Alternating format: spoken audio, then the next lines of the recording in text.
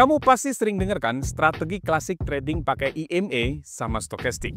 Nah, masalahnya banyak trader pakai strategi ini tapi tetap zonk alias hasilnya nggak konsisten. Padahal kalau tahu bumbu rahasianya, periode yang pas, plus aturan strict yang nggak boleh dilanggar, strategi ini bisa jadi senjata ampuh buat day trading. Kebanyakan trader, terutama yang masih baru, asal masukin indikator EMA dan stokastik ke chart. Hasilnya kadang profit, tapi sering banget kena jilat sama pergerakan harga yang liar. EMA-nya cuma buat dipakai tahu tren, stokastiknya cuma buat feeling entry. Akhirnya, strateginya jadi random dan bikin frustrasi. Yang lebih ngeselin lagi, ketika kamu udah sabar banget nunggu sinyal, begitu masuk posisi, harga malah balik arah. EM-nya udah bilang uptrend, stokastiknya udah bilang buy, tapi ternyata harga lagi mau retrace panjang. Ujung-ujungnya, SL kesentuh, mental down, dan kamu jadi ragu lagi sama strategi sendiri. Pernah ngalamin kayak gitu? Nah, di video ini saya mau kasih tahu cara pakai kombinasi EMA 50, EMA 200, sama stokastik 1433. Kedengarannya klasik, tapi percaya deh, kuncinya ada di detail setup sama aturan strict yang bikin strategi ini beda dari sekadar EMA plus stokastik biasa. Kita bakal breakdown step by step dari cara setting indikator sampai gimana cara entry yang benar. Time frame yang dipakai minimal H1, bisa H4, bisa juga daily. Tapi nggak disarankan pakai M15 ke bawah karena strategi ini kurang cocok buat scalping. Indikator pertama kita pakai EMA dengan periode 50 dan EMA dengan periode 200. EMA 50 kita pakai untuk ngelihat tren harian dan tren jangka menengah. EMA 200 kita pakai untuk ngebaca tren jangka panjang. Indikator kedua kita pakai stochastic oscillator dengan setting 1433. Gunanya buat timing entry di saat terjadi koreksi. Oke, sekarang kita bicarakan aturan entry-nya. Pertama kita mau bahas buy setup. EMA-nya harus berada di atas EMA 200. EMA 50 berada di atas EMA 200. Kedua EMA harus sama-sama mengarah ke atas. Dia nggak boleh datar. Wajib hukumnya tidak boleh datar atau flat. Kemudian, tunggu harga koreksi, masuk ke area celah di antara EMA 50 dan EMA 200. Dan di saat harga masih berada di area EMA 50, stokastiknya harus sudah cross up di area oversold. Entry-nya buy di situasi ini. SL-nya taruh di bawah EMA 200. Untuk sell setup, EMA-nya yang EMA 50 harus berada di bawah EMA 200. Dan kedua EMA harus sama-sama mengarah ke bawah. Dia nggak boleh flat, sama seperti tadi.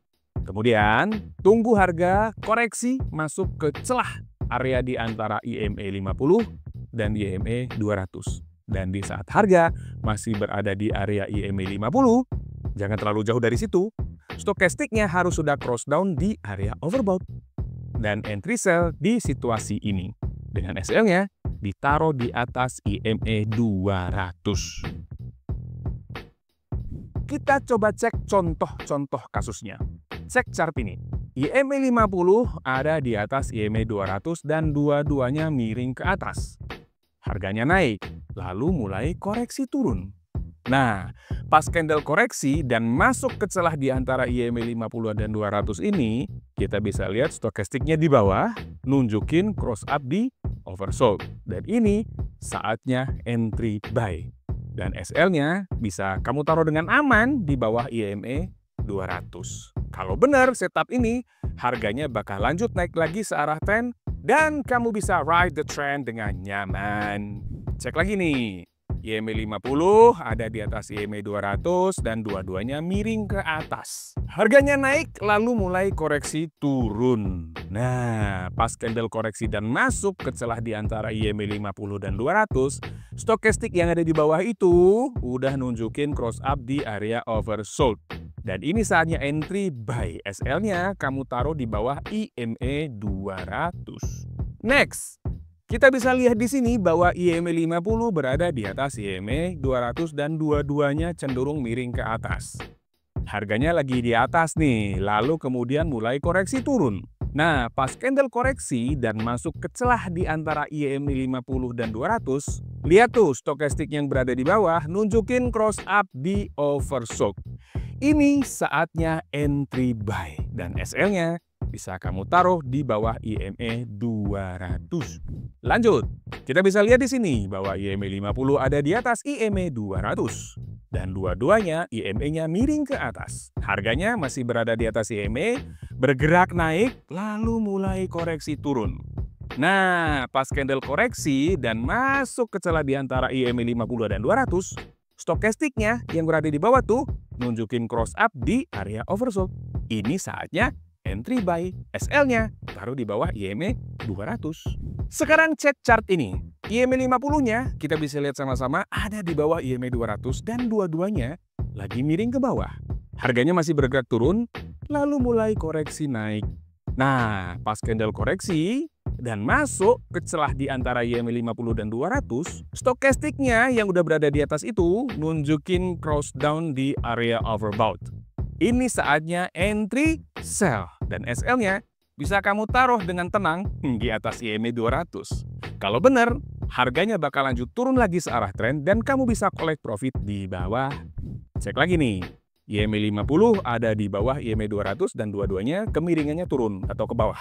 Harganya juga masih bergerak turun, lalu dia mulai koreksi naik. Nah, pas candle koreksi atau pullback dan masuk ke celah di antara IMA 50 dan 200, stokastiknya nunjukin cross down di area overbought. Ini berarti saatnya entry, sell, dan SL-nya bisa ditaruh dengan nyaman di atas IMA 200. Kalau ini benar, harganya kemungkinan besar bakal turun dan bisa take profit di bawah juga.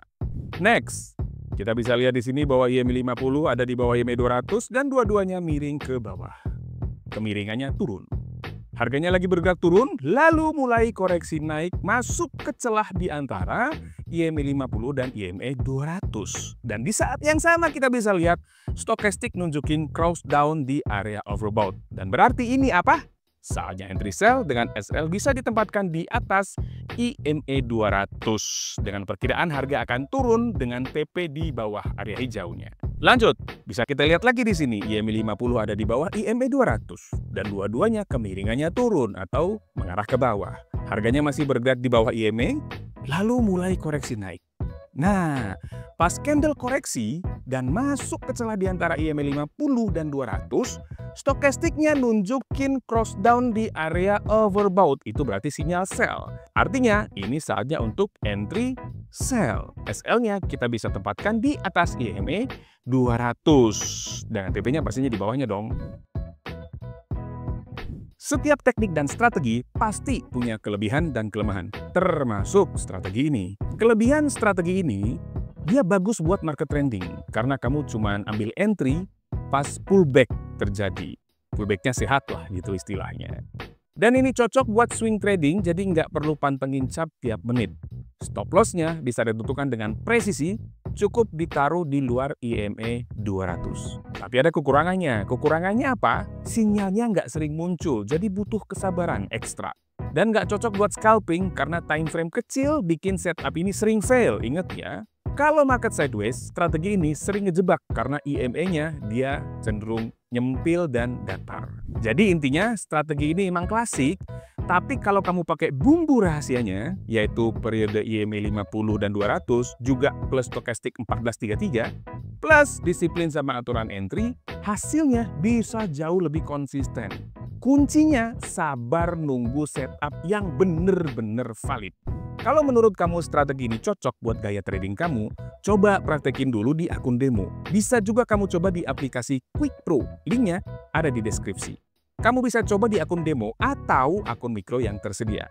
Tulis juga di kolom komentar gimana pengalaman kamu pakai strategi ini, apakah sesuai sama yang saya jelasin. Jangan lupa komen di bawah kalau ada strategi lain yang mau kamu pelajarin bareng. Like kalau video ini bermanfaat, share ke teman-teman trader kamu, dan pastiin kamu subscribe biar nggak ketinggalan strategi-strategi trading lainnya. Sampai jumpa di video selanjutnya. Salam profit!